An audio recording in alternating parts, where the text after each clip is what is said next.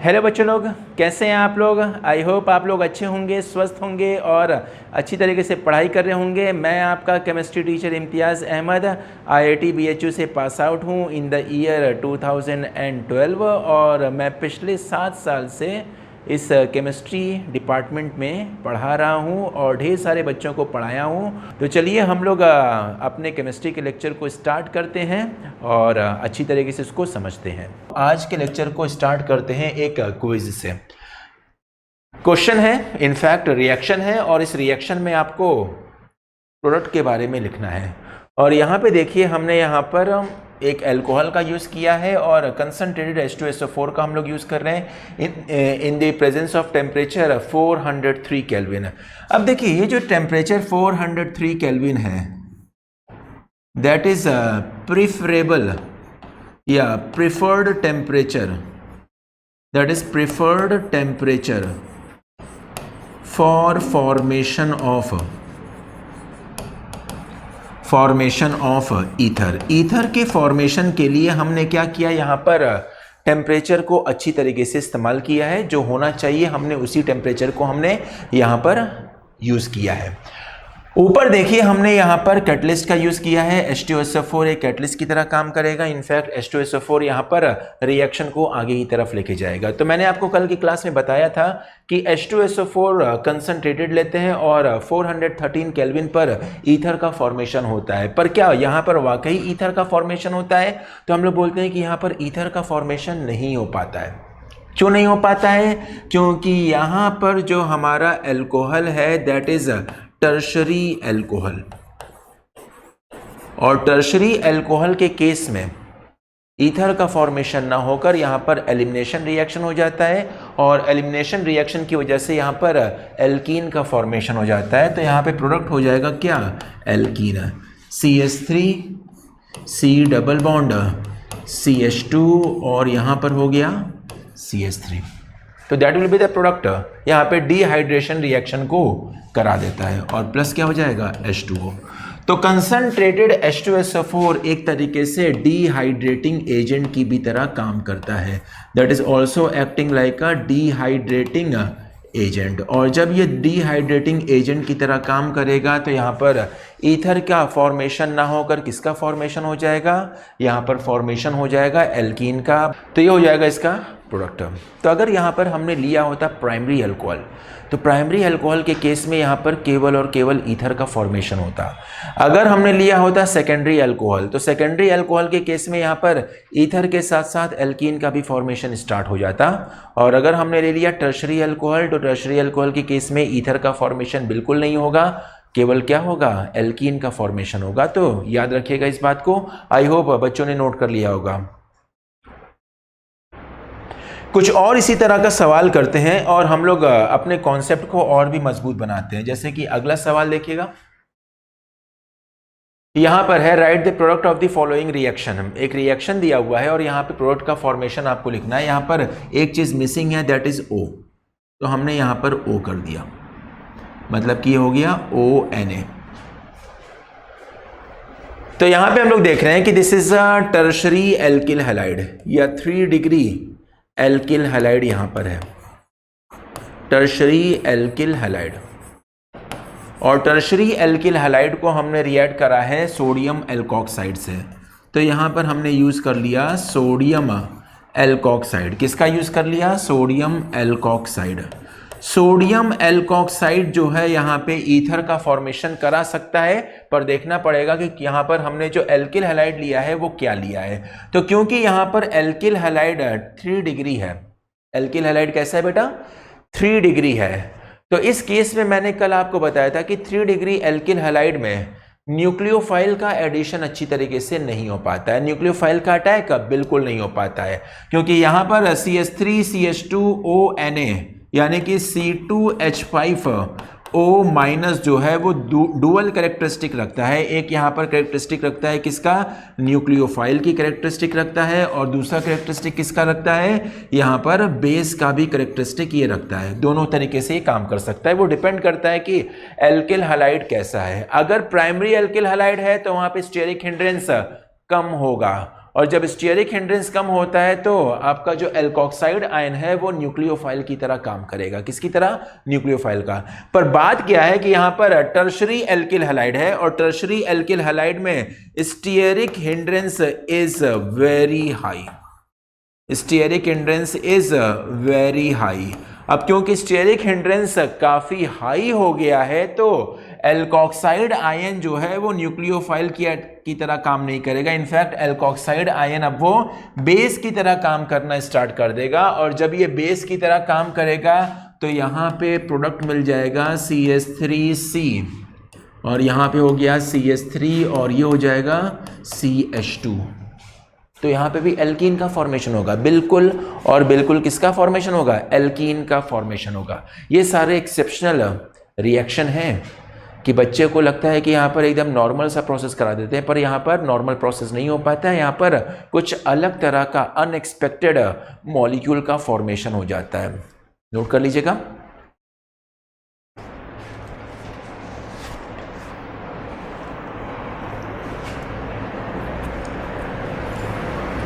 अगर हमने 1 degree alkyl halide लिया होता तब ईथर बन जाता, तो उसमें कोई दिक्कत नहीं होती। 1 डिग्री एल्किल हैलाइड में ईथर का फॉर्मेशन एकदम आसानी से हो जाता।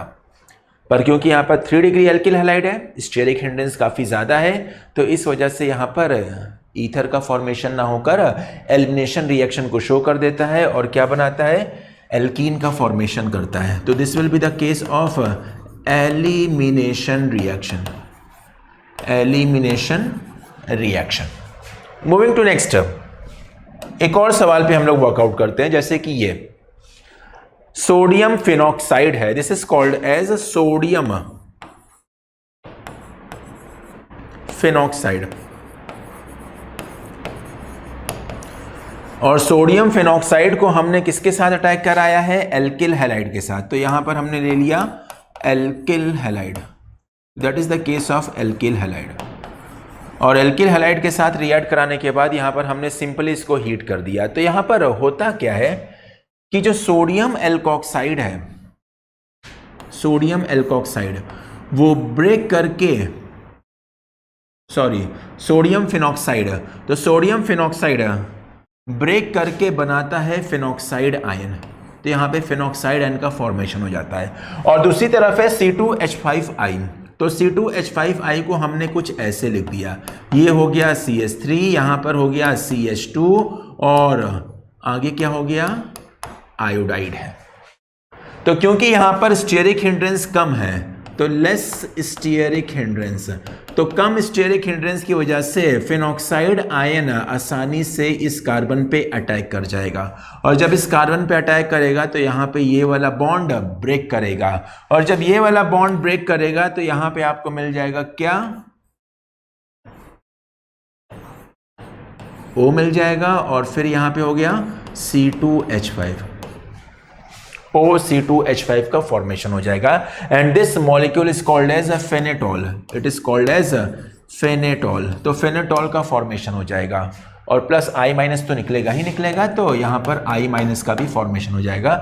सो this is the method by which benzene connected या phenyl ring connected ether can be formed. Phenyl ring से जुड़ा हुआ अगर हमें ईथर बनाना है तो उस केस में हमें सोडियम एल्कोक्साइड का इस्तेमाल करना पड़ेगा, सोडियम फिनॉक्साइड आयन का इस्तेमाल करना पड़ेगा, और हमें मिल जाएगा एक ईथर जिसमें कि आपका बेंजीन रिंग भी जुड़ा हुआ है और एल्किल ग्रुप भी जुड़ा हुआ है। नोट कर लीजिएगा इसको।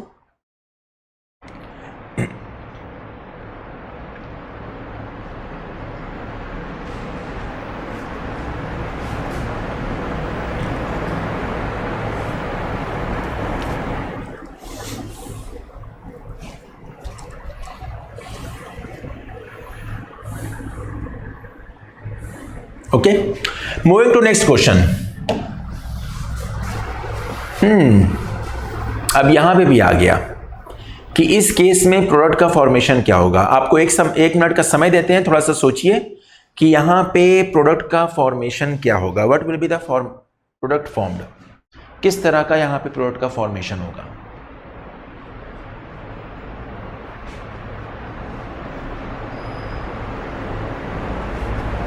क्या बनेगा यहां पर?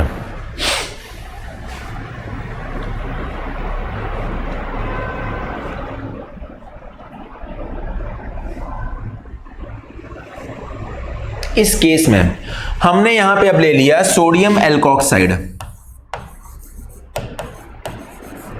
सोडियम एल्कोक्साइड, और यहां पे हमने ले लिया हेलोबेंजीन या ब्रोमोबेंजीन का हमने यूज कर दिया।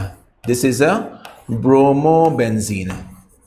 तो ब्रोमोबेंजीन को जब हम लोग सोडियम एल्कोक्साइड के साथ रिएक्ट कराते हैं तो यहाँ पे रिएक्शन क्या होता है, तो बोलते हैं कि यहाँ पर किसी भी तरह का रिएक्शन नहीं होता है। That is the case of no reaction, बिल्कुल भी रिएक्शन नहीं होता है। और क्यों रिएक्शन नहीं होता है? क्योंकि यहाँ पर ब्रोमीन के पास लोन पेयर ऑफ इलेक्ट्रॉन है और ये लोन पेयर ऑफ इलेक्ट्रॉन जो है डीलोकलाइज करके यहाँ पे बना देता है पार्शियल डबल बॉन्ड करेक्टर। क्या बना देता है बेटा? Partial double bond character. और जब पार्शियल डबल बॉन्ड करेक्टर बनता है तो इस केस में हम लोग देखते हैं कि यहाँ पर इन दोनों के बॉन्ड बीच का, कार्बन और ब्रोमीन के बीच के बॉन्ड को तोड़ना आसान नहीं हो पाता है और इसी वजह से यहाँ पर किसी भी तरह का रिएक्शन नहीं हो पाता है। इनफैक्ट अगर हमें कुछ इस तरह का ईथर बनाना है, इस तरह का हमें क्या बनाना है? ईथर बनाना है। तो इस केस में हम लोग कभी भी हेलोबेंजीन का यूज नहीं करते हैं। Never used halobenzene. हम लोग हेलोबेंजीन को एकदम अवॉइड करते हैं, हेलोबेंजीन को एकदम अवॉइड करते हैं। इनफैक्ट इस केस में हम लोग सोडियम फेनॉक्साइड का यूज करते हैं। वी यूज सोडियम फेनॉक्साइड, हम लोग सोडियम फेनॉक्साइड का यूज करते हैं। और जब हम लोग सोडियम फेनॉक्साइड का यूज करते हैं तो यहाँ पर देखते हैं कि यहाँ पर ऐसा प्रोडक्ट का फॉर्मेशन होगा। इस बात को आप लोग ध्यान लीजिएगा कि हेलोबेंजीन का कभी भी हम लोग यूज़ करके ऐसे कंपाउंड का फॉर्मेशन नहीं कर पाते हैं। अगर ऐसे कंपाउंड का फॉर्मेशन करना है तो बेंजीन रिंग आपको सोडियम फेनॉक्साइड के फॉर्म में लेना पड़ेगा या फिर मेटल फेनॉक्साइड के फॉर्म में लेना पड़ेगा। तो यहाँ पर किसी भी तरह का रिएक्शन नहीं हो पाता है और reason is partial double bond character, carbon और ब्रोमीन के बीच। नोट कर लीजिए।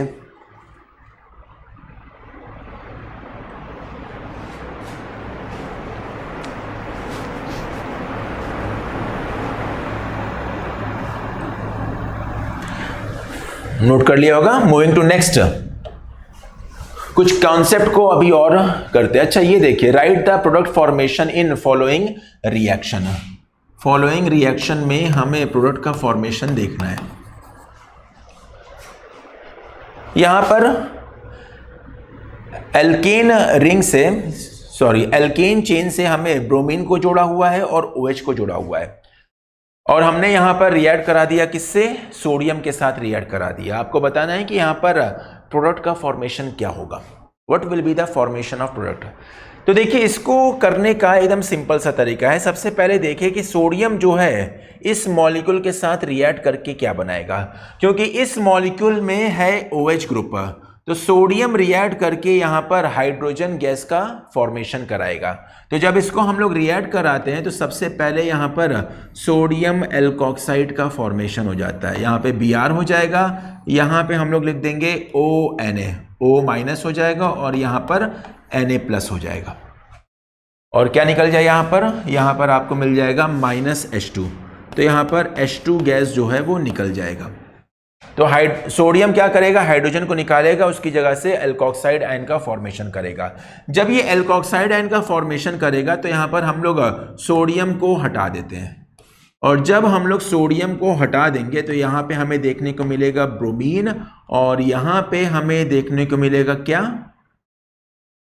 O- मिलेगा, क्योंकि O- एक न्यूक्लियोफाइल की तरह काम कर रहा है। This is acting like a nucleophilic and. ये न्यूक्लियोफाइल की तरह काम कर रहा है और जब ये न्यूक्लियोफाइल की तरह काम कर रहा है तो यहाँ पर O- जो है वो अटैक कर जाएगा इस कार्बन पर और जब इस कार्बन पे अटैक करेगा तो यहाँ पे इस कार्बन पे अटैक करेगा तो यहाँ पर पुराना वाला जो कार्बन और ब्रोमीन के बीच का बॉन्ड है वो टूटेगा। जब पुराना वाला कार्बन और ब्रोमीन के बॉन्ड का ब्रेकिंग हो जाएगा तो तो यहाँ पे देखिए प्रोडक्ट क्या बन जाएगा, इसको हम लोग बोलते हैं कुछ इस तरीके का प्रोडक्ट बन जाएगा। यहाँ पे हमने इसको ये लिख दिया, ये कर दिया, इसको हमने ओ कर दिया, इसको हमने और इसको कर दिया। तो यहाँ पर एक साइक्लिक ईथर का फॉर्मेशन हो जाएगा। This is the case of cyclic ether. आपको मिल जाएगा यहाँ पर साइक्लिक ईथर। क्या मिल जाएगा बेटा? साइक्लिक ईथर का फॉर्मेशन हो जाएगा। तो ये साइक्लिक ईथर है। तो साइक्लिक ईथर बनाने का एकदम अच्छा सा तरीका है यहाँ पर कि आपको क्या करना है कि एक एल्केन चेन लेना है और उस एल्केन चेन पर आपको हैलोजिनेशन कराना है और वहाँ पर आपको OH ग्रुप भी ऐड करना है। तो अगर OH ग्रुप है किसी भी एल्केन चेन में या फिर अगर OH ग्रुप के साथ साथ हैलोजन भी है तो उस केस में हमें केवल सोडियम के साथ रिएक्ट कराना पड़ेगा। जैसे ही सोडियम के साथ रिएक्ट कराएंगे तो सबसे पहले स्टेप में एल्कोक्साइड आयन का फॉर्मेशन करेगा और यही एल्कोक्साइड आयन होगा वो इंट्रामोलिकुलर न्यूक्लियोफाइल अटैक कराएगा। Intramolecular nucleophile attack, this is called as intramolecular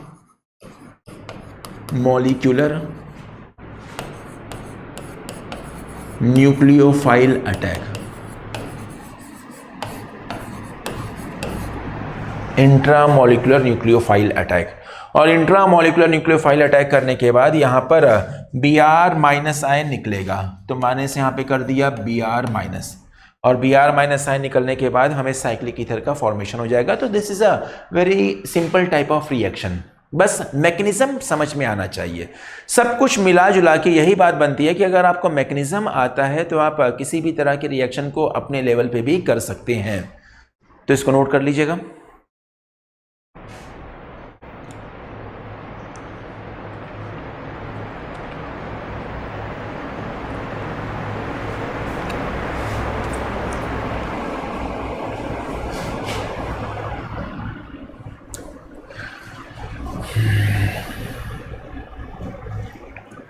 Moving to next,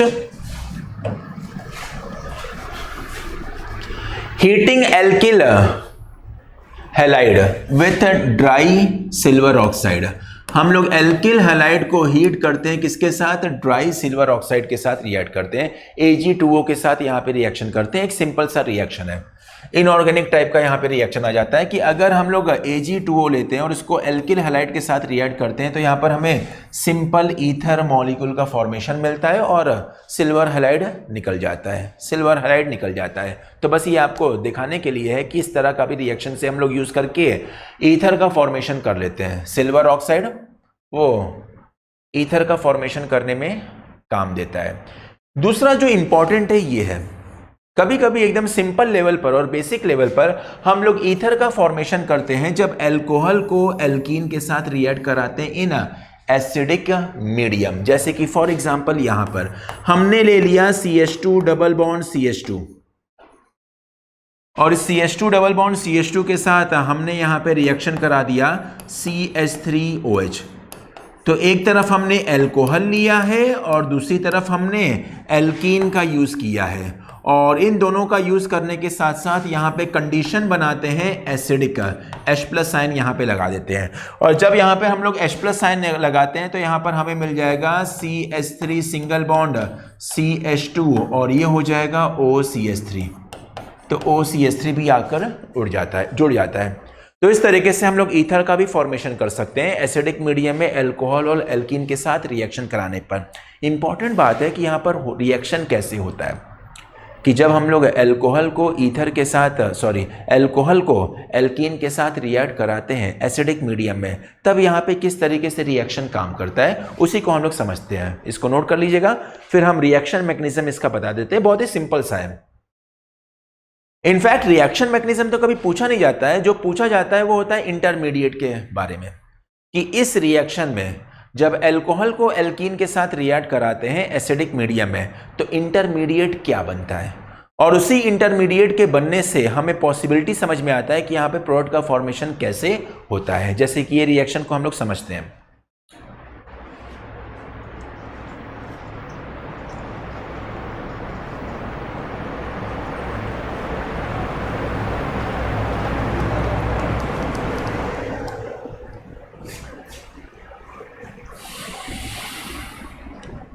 देखिएगा मैकेनिज्म कैसे है, बड़ा इंटरेस्टिंग सा मैकेनिज्म है।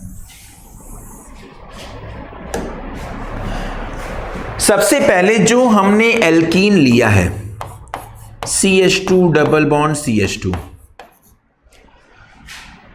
इसमें एसिडिक मीडियम का H+ आयन जो है वो जाकर अटैक करता है। अब क्योंकि हम लोग केवल इलेक्ट्रॉन के मूवमेंट को दिखाते हैं तो यहां पे इलेक्ट्रॉन का मूवमेंट क्या हो जाएगा, कुछ इस तरीके से हो जाएगा।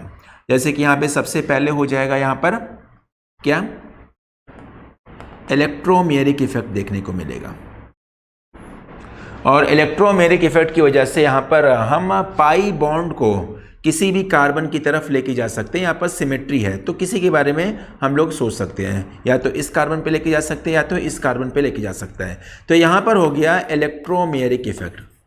इलेक्ट्रोमेरिक इफेक्ट जो है वो रिएक्शन को स्टार्ट करने का एक तरीका है। इलेक्ट्रोमेरिक इफेक्ट क्या है बेटा, ये रिएक्शन को स्टार्ट करने का एक तरीका है कि रिएक्शन को आगे की तरफ लेके जाता है।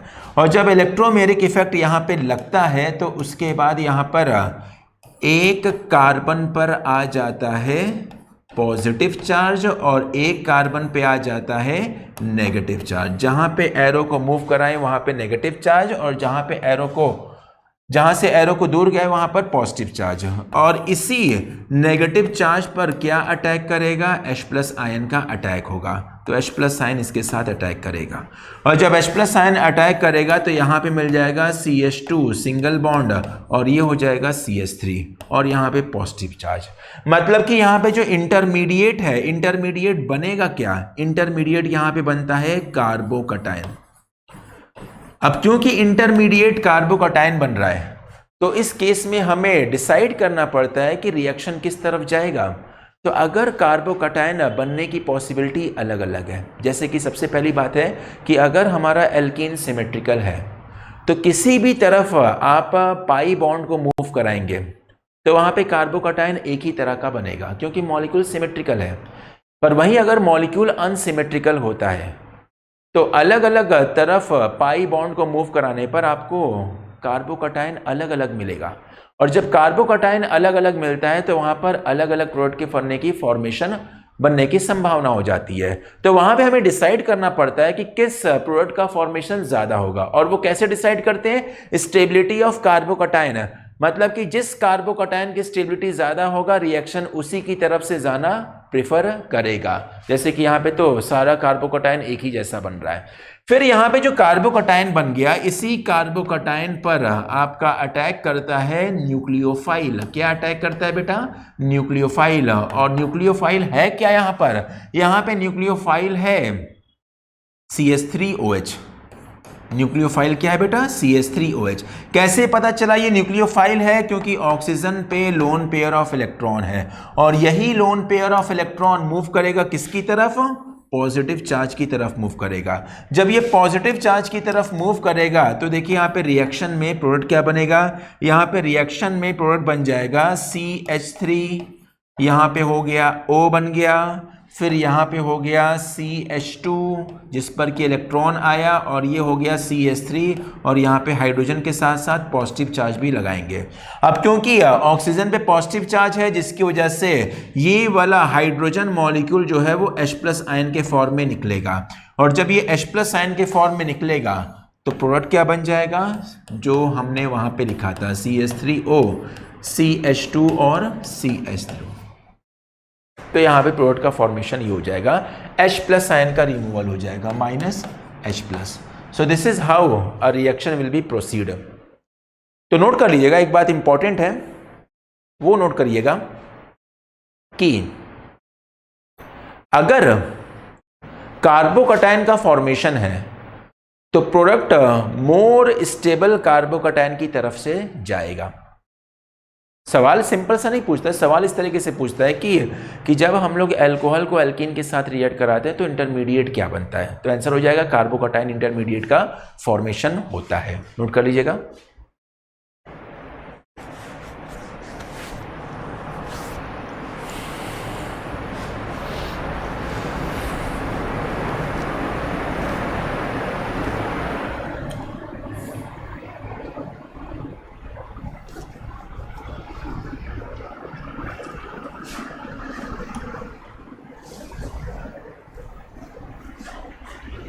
ओके, मूविंग टू नेक्स्ट, कुछ केमिकल प्रॉपर्टीज ऑफ ईथर के बारे में बात कर लेते हैं कि ईथर की केमिकल प्रॉपर्टीज क्या क्या है। जैसे कि यहां पर सबसे पहले हम करेक्शन करना चाहेंगे कि यहां पे जो करेक्शन है कुछ इस तरीके से है, CH है,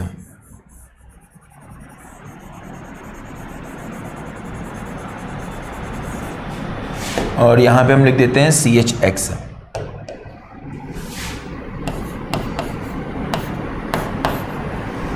ये है सबसे पहला जो रिएक्शन है, that is called as halogenation reaction.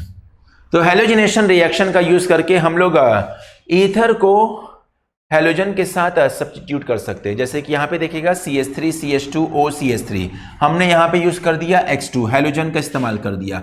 ये जो है आपका हो सकता है Cl2 हो सकता है या फिर Br2 हो सकता है, दोनों में से कुछ भी ले सकते हैं, या तो आप Cl2 लीजिए या तो आप Br2 लीजिए। अगर F2 लेते हैं तो रिएक्शन जो होता है वो विग्रस हो जाता है, वॉयलेंट हो जाता है, और अगर आप I2 लेते हो तो रिएक्शन आगे की तरफ प्रोसीड नहीं कर पाता है, इक्विलिब्रियम हमेशा पीछे की तरफ जाता है, क्योंकि कार्बन और आयोडीन का बॉन्ड काफ़ी कमज़ोर होता है, तो इक्विलिब्रियम आगे की तरफ जा ही नहीं पाता है। आयोडीन रिएक्ट करेगा फिर से टूट के बाहर निकल जाएगा, मतलब कि जितना भी कोशिश करेंगे आयोडीन वहाँ पर रिएक्ट नहीं कर पाता है। तो आयोडीन के केस में रिएक्शन आगे नहीं जाता है, और फ्लोरीन के केस में रिएक्शन बहुत तेजी से आगे जाता है, हाईली एक्सोथर्मिक हो जाता है, विग्रस हो जाता है। तो इसलिए फ्लोरीन और आयोडीन का यूज नहीं करते, हम लोग यूज करते हैं किसका, Cl2 और Br2 का इस्तेमाल करते हैं। जैसे कि यहां पर हमने क्या किया, Cl2 Br2 का यूज किया। कंडीशन यहां पे इंपॉर्टेंट है, हमने यहां पे कंडीशन लगाया है डार्क। जब डार्क कंडीशन लगाते हैं, मतलब कि in the absence of sunlight हम लोग करते हैं, तो इस केस में only alpha hydrogen is substituted. केवल कौन सा हाइड्रोजन सब्स्टिट्यूट होगा, अल्फा हाइड्रोजन, या तो इधर वाला अल्फा हाइड्रोजन या तो इधर वाला अल्फा हाइड्रोजन। जैसे कि मैंने यहां पर एक प्रोडक्ट दिखाया है, उसी तरीके से हम लोग इसमें और भी करके लिख सकते हैं कि ये भी हो सकता है CH3 CH2, फिर यहां पर O, फिर ये CH2, और यहां पे क्या हो जाएगा, X हो जाएगा। तो डार्क कंडीशन में, डार्क कंडीशन का मतलब यहां पर हम लोग एनर्जी सप्लाई नहीं कर पाते हैं, तो डार्क कंडीशन में हैलोजिनेशन हमेशा अल्फा कार्बन पर प्रेफर होता है। क्यों अल्फा कार्बन पे प्रेफर होता है, क्योंकि ऑक्सीजन जो होता है वो इलेक्ट्रोनेगेटिव होता है, अपना माइनस आई इफेक्ट लगाता है, तो इस अल्फा हाइड्रोजन को क्या बना देता है, एसिडिक बना देता है। या फिर एसिडिक ना बोलकर हम लोग यहां पे बोलेंगे कि अल्फा हाइड्रोजन को क्या, कार्बन हाइड्रोजन बॉन्ड को पोलर बना देता है। तो यहां पर alpha carbon, alpha hydrogen, carbon hydrogen bond को ये पोलर बना देता है अच्छे खासे अमाउंट से, तो रिएक्शन को काफी आसानी से करा देता है। पर इन केस अगर हमने सनलाइट ले लिया, डार्क में नहीं कराया, सनलाइट ले लिया, तो इस केस में ऑल हाइड्रोजन इज सब्स्टिट्यूटेड, तो सारा का सारा हाइड्रोजन क्या हो जाएगा, सब्स्टिट्यूट हो जाएगा। जैसे कि इसी में अगर हम लोग रिएक्शन लेते हैं CH3 CH2 और फिर O, फिर ये CH3 कर लेते हैं, यहाँ पे हमने ले लिया हेलोजन, क्लोरीन या ब्रोमीन, और यहाँ पे हमने यूज कर लिया सनलाइट। तो सनलाइट के प्रेजेंस में यहाँ पे रिएक्शन आगे चलता ही जाता है, और जब रिएक्शन आगे चलता ही जाएगा तो यहाँ पर प्रोडक्ट बन जाएगा CX3, फिर यहाँ पे हो जाएगा CX2, फिर ये हो जाएगा O, और फिर हो जाएगा CX3। तो सारे के सारे हाइड्रोजन को ये सब्स्टिट्यूट कर देता है in the presence of sunlight. ध्यान देने वाली बात ये है कि हम लोग इस रिएक्शन को डार्क में कराना प्रेजेंट करते हैं। अगर कंडीशन डार्क दे दिया तो अल्फा हाइड्रोजन को केवल रिमूव करिएगा, एक बार रिमूव करिएगा। अगर हमने सनलाइट का इस्तेमाल कर लिया तो उस केस में आपका सारा का सारा हाइड्रोजन हैलोजन के साथ सब्स्टिट्यूट कर जाएगा। नोट करिएगा।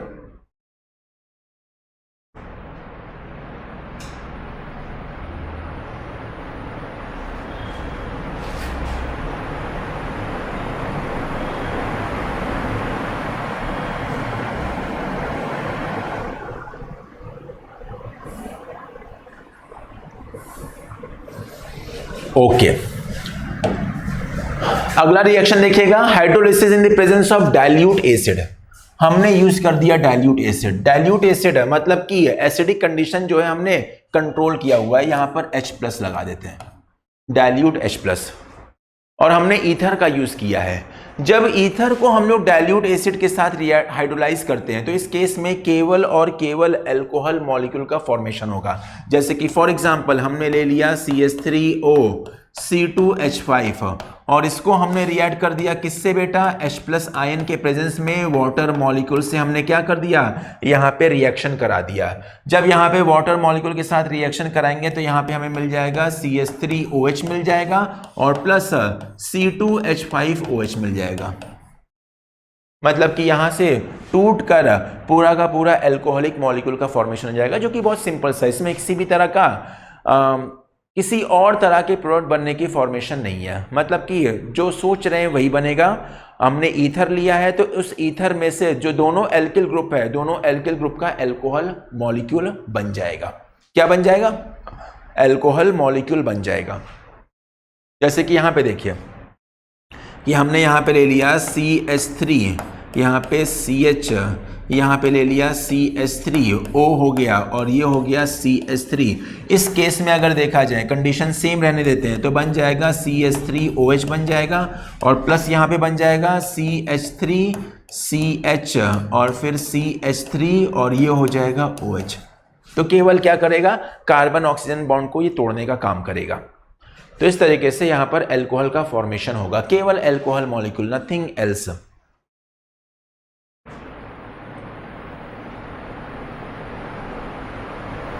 नोट कर लिएगा।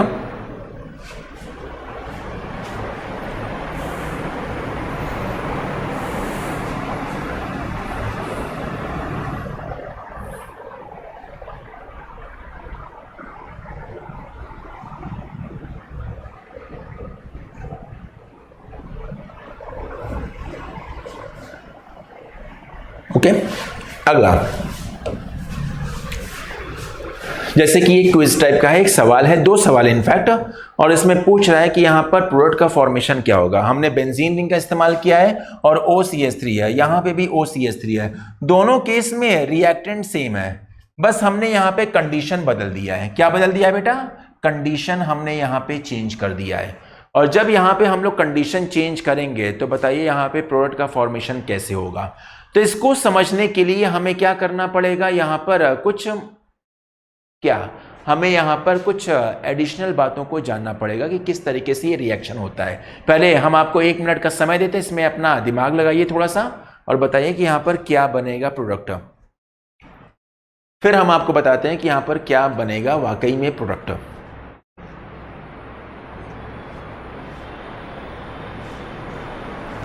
बड़ा सिंपल सा है। जैसे कि अगर हम पहले वाले की बात करते हैं, पहले वाले में, फर्स्ट वाले में हमें कुछ नहीं पता है, तो हमें केवल क्या पता है, रिएक्शन मैकेनिज्म हमें पता है।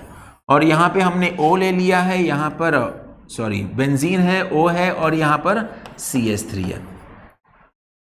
सबसे पहले हम लोग यहाँ पे देखेंगे एसिडिक मीडियम में H+ आयन है, और क्योंकि यहाँ पर H+ आयन है तो ऑक्सीजन का जो लोन पेयर है वो क्या करेगा, H+ आयन पे अटैक करेगा। और जब ये H+ आयन पे अटैक करेगा तो देखिए प्रोडक्ट क्या बनेगा, प्रोडक्ट यहाँ पे बन जाएगा O पर H हो जाएगा, पॉजिटिव चार्ज हो जाएगा, और यहाँ पे क्या हो जाएगा, CH3 हो जाएगा। हमने प्रोटोनेशन करा दिया। कुछ नहीं समझ में आता है तो हमने देखा कि H+ आयन है तो H+ आयन जो है वो इलेक्ट्रोफाइल की तरह काम करेगा, तो इलेक्ट्रोफाइल जो है वो लोन पेयर ऑफ इलेक्ट्रॉन की तरफ अटैक करेगा, और इस वजह से हमने यहाँ पे प्रोटोनेशन करा दिया। ऑक्सीजन पे आ गया पॉजिटिव चार्ज, और पॉजिटिव चार्ज होने की वजह से ये ऑक्सीजन और कार्बन के बीच के बॉन्ड की पोलैरिटी को बढ़ाएगा। इधर भी बढ़ा सकता है और दूसरा इधर भी बढ़ा सकता है। मतलब कि हमें क्या करना पड़ेगा, यहाँ पर बॉन्ड को तोड़ना है। अच्छा, बॉन्ड को तोड़ने से पहले हमें एक चीज और यहां पे देखना पड़ेगा कि जो CH3 है, देखिएगा CH3 है वो कुछ इस तरीके से है, और यहां पे हमने किसका यूज कर दिया, D2O का यूज कर दिया। तो जब हम लोग D2O का यूज करेंगे तो OD2 को हमने ऐसे कर दिया, और ऑक्सीजन पे लोन पेयर ऑफ इलेक्ट्रॉन है। अब क्योंकि ऑक्सीजन की इलेक्ट्रोनेगेटिविटी काफ़ी ज़्यादा हो गई है तो कार्बन पे पार्शियल पॉजिटिव कैरेक्टर को डेवलप करेगा, जिसकी वजह से यहाँ पे न्यूक्लियोफाइल अटैक करेगा। और सीधे कहाँ पे अटैक करेगा, कार्बन पे न्यूक्लियोफाइल अटैक करेगा। जब कार्बन पे न्यूक्लियोफाइल अटैक करेगा तो ये वाला बॉन्ड टूटकर ऑक्सीजन पे चला जाएगा, और जब ये वाला बॉन्ड टूटकर ऑक्सीजन पे चला जाएगा तो यहाँ पे प्रोडक्ट का फॉर्मेशन हो जाएगा फिनॉल। क्या बनेगा बेटा? यहाँ पर फिनॉल का फॉर्मेशन हो जाएगा। और फिनॉल के साथ साथ यहाँ पे बन जाएगा क्या? CH3 और फिर O, यहाँ पे D हो जाएगा और यहाँ पे D हो जाएगा, ऑक्सीजन पे पॉजिटिव चार्ज, जिसमें से क्या होगा कि एक D+ आयन निकलेगा। और जब यहाँ पे D+ आयन निकलेगा -D+, तो इस केस में हमें क्या मिल जाएगा? हमें मिल जाएगा CH3। क्या मिल जाएगा? CH3 और ये हो जाएगा OD, मतलब कि ड्यूटेरियम वाला एल्कोहल यहाँ पे मिल जाएगा। तो आंसर क्या हो जाएगा? ये। दूसरे केस में देखिएगा, अब हमने क्या किया? कंडीशन बदल दिया है। यहां पे D+ ले लिया है तो अटैकिंग स्पीसीज D+ हो गया, और दूसरी तरफ हमने क्या ले लिया? H2O ले लिया है। तो इस केस में जो प्रोडक्ट बनेगा वो कुछ ऐसा बनेगा। यहां पे आपको मिल जाएगा ड्यूटेरियम वाला फिनॉल। क्या बन जाएगा? OD का फॉर्मेशन होगा, और प्लस यहां पे क्या बन जाएगा? आपको यहां पे मिल जाएगा CH3OH मिल जाएगा। मतलब कि यहां पे समझने वाली बात यह है कि अगर हमने यहां पे कंडीशन को इंटरचेंज कर दिया, H+ साइन लिया है तो फिनॉल बना, अगर D+ साइन का इस्तेमाल कर रहे हैं तो यहां पे ड्यूटेरियम वाला फिनॉल बनेगा, और वहीं अगर D2O यहां पे लिया है तो एल्कोहल में ड्यूटेरियम आ जाएगा, और यहां पे H2O यूज किया है तो एल्कोहल में हाइड्रोजन रहेगा। इसको ध्यान से समझिएगा, क्योंकि कभी कभी क्वेश्चन में क्या होता है कि H+ और D2O का इस्तेमाल कर देता है। तो अगर मैकेनिज्म पता है तो आपको पता चल जाएगा ड्यूटेरियम कहाँ पे जाएगा, एल्कोहल के साथ रहेगा कि फिनॉल के साथ रहेगा ड्यूटेरियम। Note it down.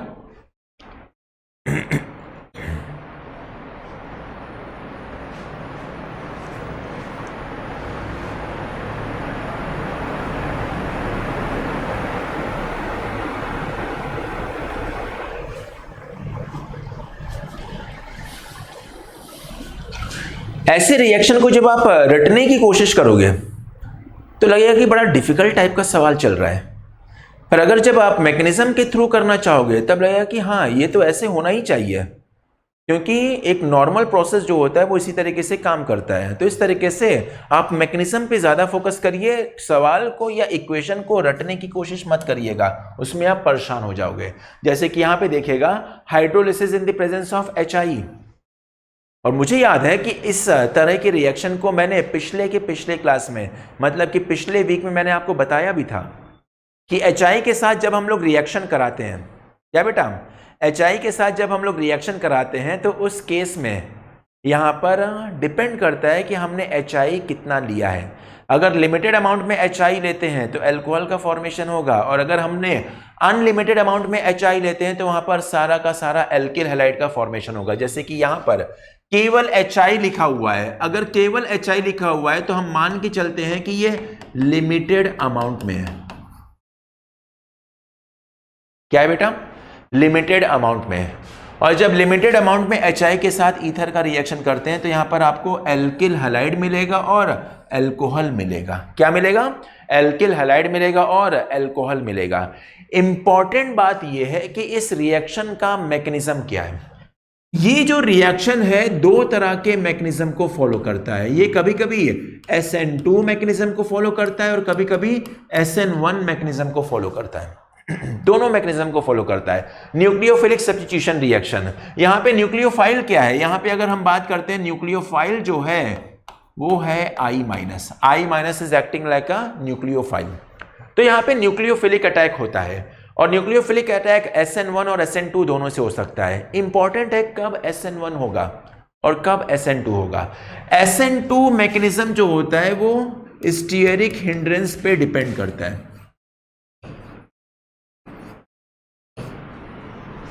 और SN1 मैकेनिज्म जो होता है वो कार्बोकटायन स्टेबिलिटी पर चलता है, कार्बोकटायन स्टेबिलिटी पे चलता है।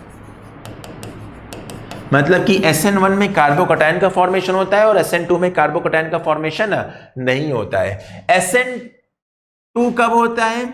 जब एल्किल हैलाइड प्राइमरी हो। एल्किल हैलाइड क्या हो? प्राइमरी हो। और SN1 कब होता है? जब एल्किल हैलाइड यहां पर हो सेकेंडरी, एल्किल हैलाइड सेकेंडरी हो, एल्किल हैलाइड सेकेंडरी आ गया। और दूसरी तरफ क्या हो गया? Alkyl halide primary.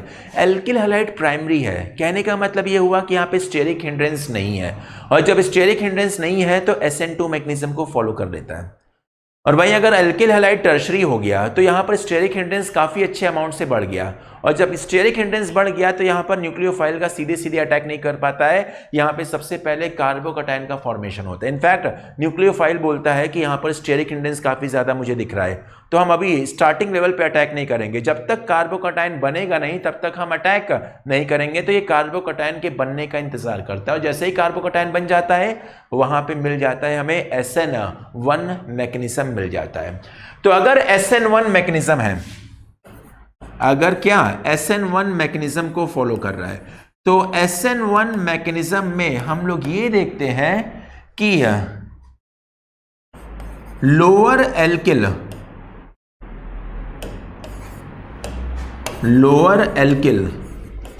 Group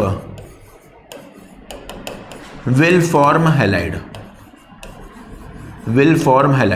lower alkyl group क्या करेगा? हैलाइड का फॉर्मेशन करेगा। जैसे कि यहां पे देखिए, ये भी आपका 1 डिग्री है, ये भी आपका 1 डिग्री है, समझ में आ गया कि यहां पर रिएक्शन कौन सा होगा? SN2 मैकेनिज्म यहां पे फॉलो करेगा, क्योंकि दोनों तरफ एल्किल हैलाइड जो है वो प्राइमरी है, तो SN2 मैकेनिज्म फॉलो करेगा। लिमिटेड अमाउंट में लिया है तो एल्किल हैलाइड और अल्कोहल का फॉर्मेशन होगा। अब सवाल ये है कि कौन एल्किल हैलाइड का फॉर्मेशन करेगा? तो जो एल्किल ग्रुप छोटा है वही क्या करेगा? एल्किल हैलाइड का फॉर्मेशन करेगा, और जो एल्किल ग्रुप बड़ा है वो किसका फॉर्मेशन करेगा? अल्कोहल का फॉर्मेशन करेगा।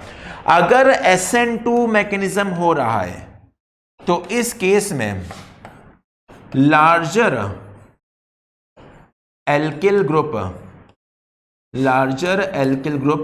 विल फॉर्म हैलाइड, बड़ा वाला एल्किल ग्रुप क्या होगा? हैलाइड का फॉर्मेशन करेगा। अच्छा, एक नोट को देखिएगा, in case of excess HI then alcohol formed will also be converted into halide. तो अगर हमने एक्सेस ऑफ HI का यूज कर लिया तो जो यहां पर अल्कोहल है वो फाइनली किस में चेंज कर जाएगा? एल्किल हैलाइड में चेंज कर जाएगा। तो C2H5 फिर C2H5OH फिर C2H5I में कन्वर्ट कर जाएगा। इसको नोट करिएगा। और ये रिएक्शन जो है मैंने आपको पिछले क्लास में समझाया था, काफी अच्छे से हमने यहां पर इसको चर्चा किया था with proper reaction mechanism.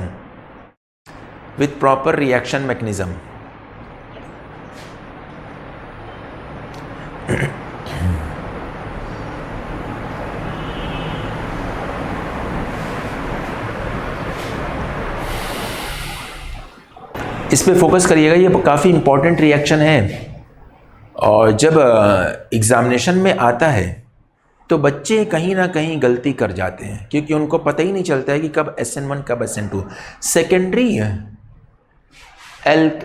Secondary अगर एल्किल ग्रुप है तो उस केस में मिक्सचर बनना स्टार्ट हो जाता है, मतलब कि SN1 SN2 दोनों फॉलो होने लगता होता है।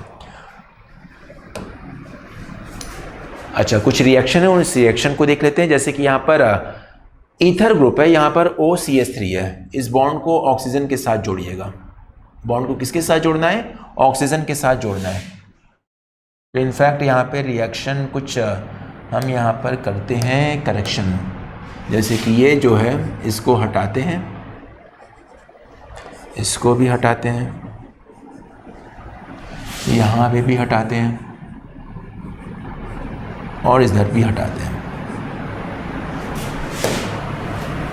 और इसको हमने कर दिया, ऑक्सीजन को इसके साथ जोड़ दिया, ऑक्सीजन को इसके साथ जोड़ दिया, यहाँ पे भी ऑक्सीजन को इसके साथ जोड़ दिया, और ये ऑक्सीजन इसके साथ जुड़ गया।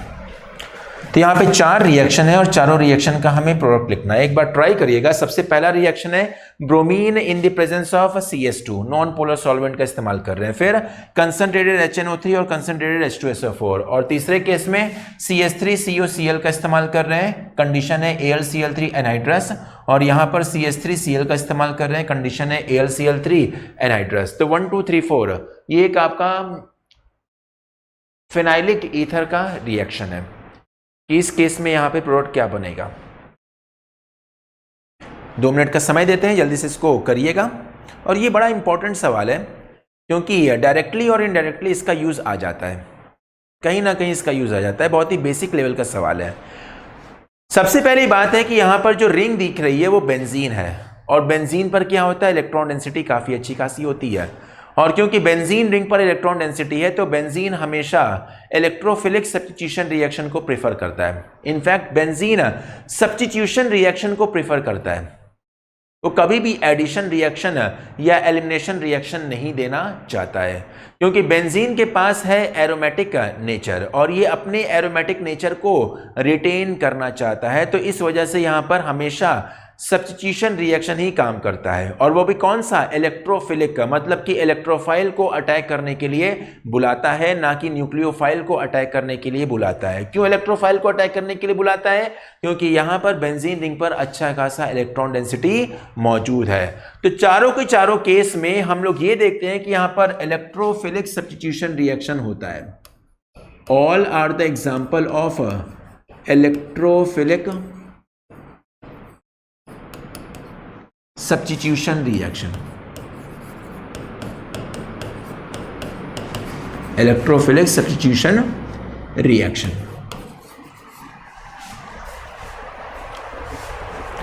Br2 के साथ हमने CH2 का इस्तेमाल कर लिया, और CH2 अगर नहीं यूज करना है तो यहां पे आप AlBr3 का इस्तेमाल कर सकते हैं, ये भी कर सकते हैं, दोनों में से कुछ भी ले सकते हैं, AlBr3 ले सकते हैं या CH2 ले सकते हैं। सबसे पहली बात यह है कि हमें यह जानना चाहिए कि यहां पर जो भी अटैक होगा वो हमेशा बेंजीन रिंग पर अटैक करेगा, और बेंजीन रिंग पर हमारे पास 3 पोजीशन होता है, एक होता है ऑर्थो, फिर मेटा होता है, फिर पैरा होता है। तो जो इलेक्ट्रोफाइल अटैक करेगा वो कहां पे अटैक करना प्रेफर करेगा, तो इसके मैकेनिज्म को देखते हैं। जैसे कि यहां पर हमने बेंजीन रिंग बना दिया और बेंजीन रिंग पे लगा दिया OCH3, ऑक्सीजन पे लोन पेयर ऑफ इलेक्ट्रॉन है, तो एल्कोक्सी ग्रुप जो है अपना 2 इफेक्ट लगाएगा, एक -I इफेक्ट लगाएगा और एक +M इफेक्ट लगाएगा। मतलब कि मीजोमेरिक इफेक्ट से बेंजीन पर इलेक्ट्रॉन देगा और इंडक्टिव इफेक्ट से बेंजीन से इलेक्ट्रॉन लेगा। अब 2 तरह का इफेक्ट लग रहा है, एक इफेक्ट से इलेक्ट्रॉन दे रहा है, दूसरे इफेक्ट से इलेक्ट्रॉन ले रहा है। मीजोमेरिक से इलेक्ट्रॉन दे रहा है और इंडक्टिव से इलेक्ट्रॉन ले रहा है। तो सवाल ये उठता है कि कौन सा इफेक्ट ज्यादा मजबूत है। तो ट्रेंड के हिसाब से हमें पता है कि मीजोमेरिक इफेक्ट या रेजोनेंस इफेक्ट काफी स्ट्रॉन्ग इफेक्ट होता है, और इंडक्टिव इफेक्ट जो होता है काफी कमजोर इफेक्ट होता है। इतना कमजोर होता है कि 2 से 3 कार्बन के बाद ये ऑलमोस्ट नेग्लिजिबल हो जाता है। और एक और इफेक्ट नाम आता है, that is called as hyperconjugation. Hyperconjugation जो है वो मीडियम टाइप का इफेक्ट होता है, मतलब कि मीजोमेरिक से कमजोर होता है और इंडक्टिव इफेक्ट से मजबूत होता है। तो यहां पर मीजोमेरिक इफेक्ट और इंडक्टिव इफेक्ट लगा, तो mesomeric effect is stronger effect than inductive effect. तो इलेक्ट्रॉन ज्यादा देगा, बदले में कम खींचेगा। मीजोमेरिक इफेक्ट से यहां पे इलेक्ट्रॉन बढ़ाएगा, कहां पर, ऑर्थो पे बढ़ाएगा और पैरा पे बढ़ाएगा। रेजोनेंस या फिर मीजोमेरिक इफेक्ट से इलेक्ट्रॉन ऑर्थो और पैरा पे बढ़ाएगा। और कैसे बढ़ाएगा, इक्वल अमाउंट से बढ़ाएगा, क्योंकि यहां पर होता है डीलोकलाइजेशन ऑफ पाई इलेक्ट्रॉन, और जब डीलोकलाइजेशन ऑफ पाई इलेक्ट्रॉन आता है तो केवल ऑर्थो और पैरा पर ही वो डीलोकलाइज कर पाता है, मेटा पर नहीं कर पाता है। तो ऑर्थो और पैरा पर इसने इलेक्ट्रॉन को बढ़ा दिया, ठीक है। माइनस का मतलब इलेक्ट्रॉन, या फिर माइनस को हम लोग हटा के क्या कर देते हैं,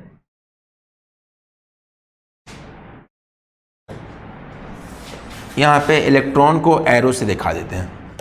तो यहां पे ऑर्थो पर बढ़ाया और पैरा पे बढ़ाया। अब क्योंकि इफेक्ट स्ट्रांग है तो ज्यादा बढ़ाएगा, तो ऑर्थो पे हमने 2 एरो दिखा दिया और पैरा पे हमने 2 एरो दिखा दिया। -I से क्या करेगा कि ये इलेक्ट्रॉन की डेंसिटी को घटाएगा, -I से इलेक्ट्रॉन की डेंसिटी को घटाएगा। अब क्योंकि inductive effect distance dependent effect होता है, तो ऑर्थो से ज्यादा घटाएगा और मेटा से कम घटाएगा और पैरा से बहुत ही कम घटाएगा। तो यहां पर ऑर्थो से घटा दिया और पैरा से क्या करेगा, कुछ क्या बहुत ही कम वैल्यू से घटाएगा, क्योंकि डिस्टेंस देखिए, पहला कार्बन, दूसरा, तीसरा, चौथा। मैंने आपको बताया था कि 2 से 3 कार्बन के बाद इंडक्टिव इफेक्ट खत्म हो जाता है। तो इस वजह से यहां पे देखा जाए तो इलेक्ट्रॉन डेंसिटी कहां पे ज्यादा है? Electron density is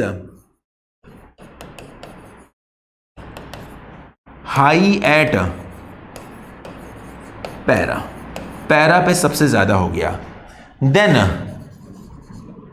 ortho and finally कहां पर हो गया? मेटा। इनफैक्ट मेटा पर तो इसने इलेक्ट्रॉन को कम किया है, ऑर्थो पैरा पे बढ़ाया है, मेटा पर क्या किया है? केवल इंडक्टिव इफेक्ट से इलेक्ट्रॉन को खींचा है। तो मेटा पे तो बहुत ही कम हो जाएगा।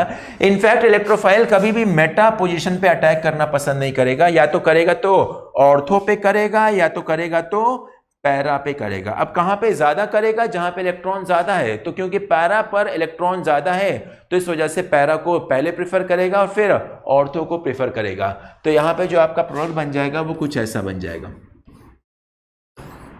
OCH3 और ये हो गया Br। यहां पे देखिए ये नाइट्रेटिंग मिक्सचर है, this is called as nitrating mixture. और नाइट्रेटिंग मिक्सचर में इलेक्ट्रोफाइल होता है नाइट्रेट आयन, नाइट्रेटिंग मिक्सचर। यहां पे इलेक्ट्रोफाइल क्या है? NO2+ है, दैट इज द इलेक्ट्रोफाइल। और जब इस इलेक्ट्रोफाइल से अटैक करेगा तो पैरा पर हमें प्रोडक्ट मिलेगा, ये हो गया OCH3 और यहां पे हो जाएगा NO2। तो पैरा नाइट्रो एनिसोल का फॉर्मेशन होगा। इस रिएक्शन को हम लोग बोलते हैं Friedel craft, FRIEDEL, Friedel Crafts acylation, Friedel Crafts acylation. और फ्रीडल क्राफ्ट एसाइलेशन में इलेक्ट्रोफाइल होता है CH3CO+,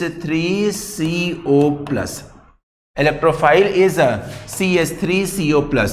तो यहां पे भी आपको मिलेगा पैरा प्रोडक्ट, और कौन सा?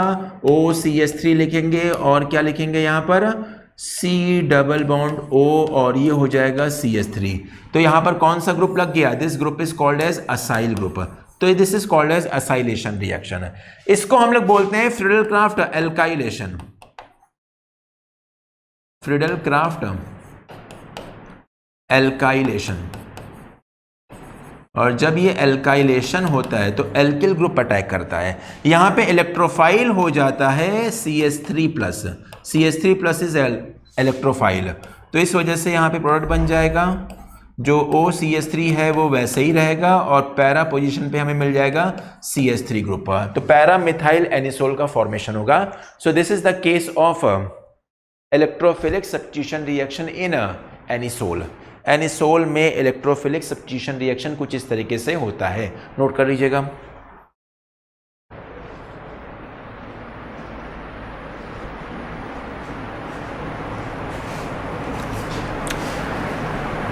समझने वाली बात यह है कि यहां पर आपको इलेक्ट्रोफाइल कैसे बनता है उसके बारे में जानना जरूरी है, खासकर फ्रीडल क्राफ्ट एल्काइलेशन में और फ्रीडल क्राफ्ट एसाइलेशन में। जो AlCl3 का हम लोग यूज कर रहे हैं एनाइट्रस फॉर्म में, वो AlCl3 जो है वो कैटलिस्ट की तरह काम करता है और ये इलेक्ट्रोफाइल जनरेट करता है। AlCl3 is called as electrophile generator.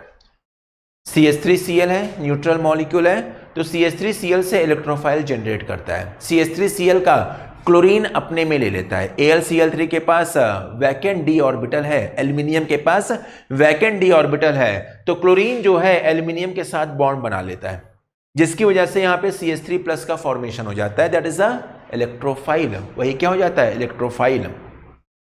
Note कर लीजिएगा।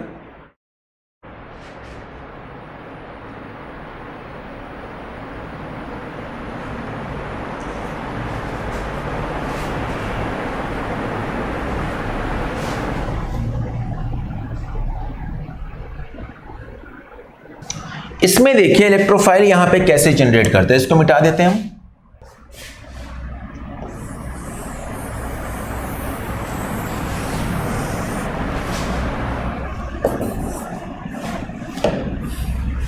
इस केस को देखिएगा, कंसंट्रेटेड HN होती है और कंसंट्रेटेड H2SO4।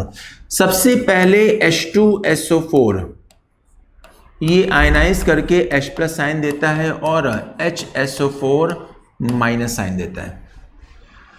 जो H+ साइन बना है ये रिएक्ट करता है HNO3 के साथ, अटैक करता है HNO3 पर। यहाँ पर O हो जाएगा और ये हो जाएगा H। ऑक्सीजन पे लोन पेयर है तो यही लोन पेयर H+ आयन के साथ बॉन्ड बनाएगा।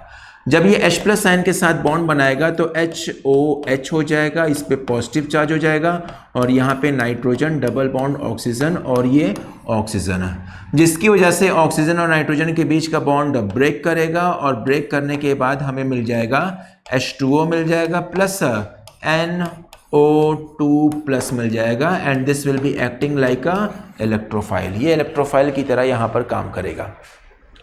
This will be acting like a electrophile. तो यही जाकर बेंजीन रिंग पर अल्टीमेटली अटैक करेगा। अल्टीमेटली क्या करेगा? अटैक करेगा।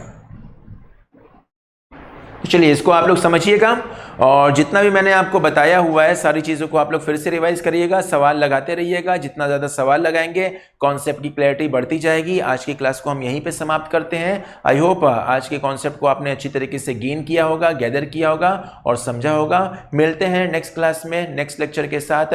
Till then take care and have a nice day. Bye bye.